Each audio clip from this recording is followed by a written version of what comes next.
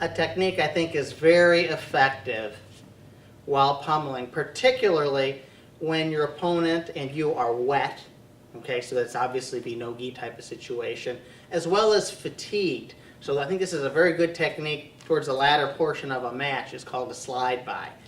And my goal here is, as we're pummeling, if I sense weakness, again, because my opponent's not pushing my arm up, but if I sense weakness so I can trap this arm down, I'm going to trap it to his body. I'm going to lunge quickly at his arm and trap his arm to his body with my body. And I'm going to do that in a very low kind of situation here.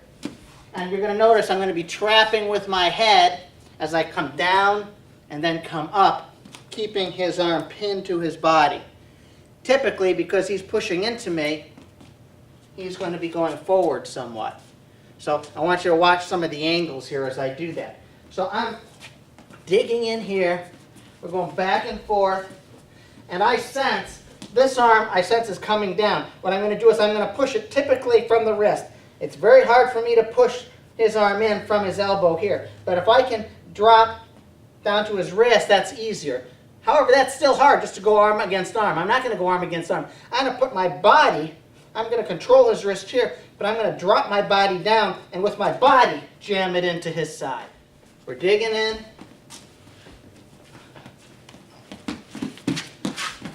I'm going to come to the side and I'm going to push my head in. Let me break that down slowly. I'm digging. And I feel at this point his arm's coming down. I feel some weakness here. He's not powering up here to where I feel like I have to really struggle to keep his arm down. He's keeping it a little weak here. What I'm going to do is I'm going to step with my inside leg here to his foot. I'm going to follow up with my other foot.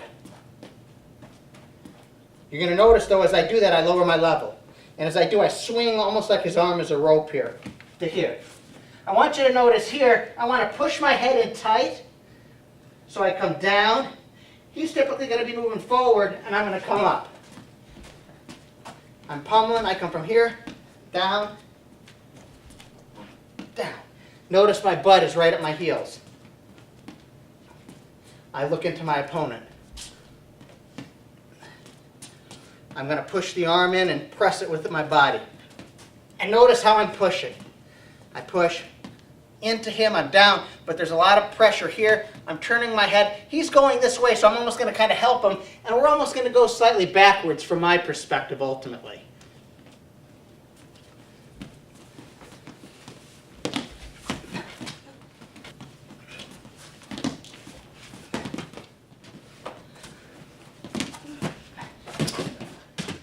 Again, as I'm coming back and forth here, I sense some weakness. As he's pushing in, I can feel I'm able to power the arm down. I'm at the wrist here. Step, step, and down. From here. Notice my body.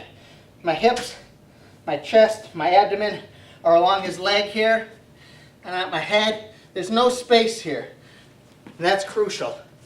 I'm not doing this away from him. I'm very close.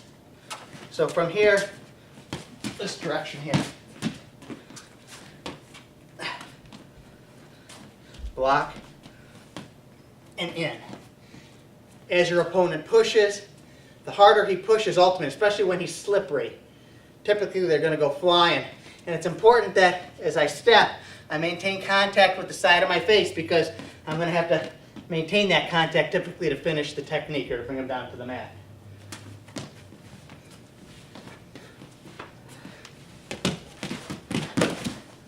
Another option is to simply attack a double leg. Now this is somewhat difficult, and this is only likely to occur when your opponent is somewhat fatigued or you start to notice that they're getting a little sloppy in their pummeling, either because they're tired or because they're not evincing good pummeling technique.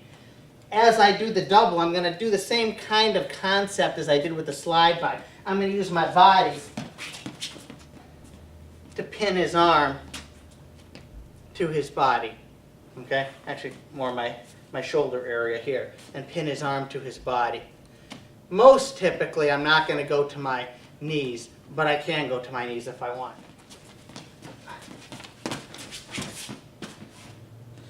I get a little bit of space and I block his arm with my body and drive it in to his body. Once it gets here, what am I doing? I'm shifting the weight over to that far leg.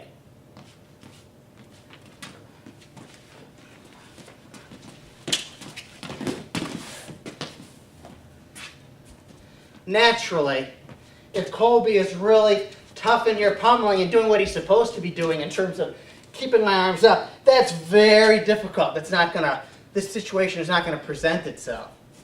But if he's fatigued, if I'm able to create some space, if I notice his arms start to come down as he's pummeling, that's the opportunity.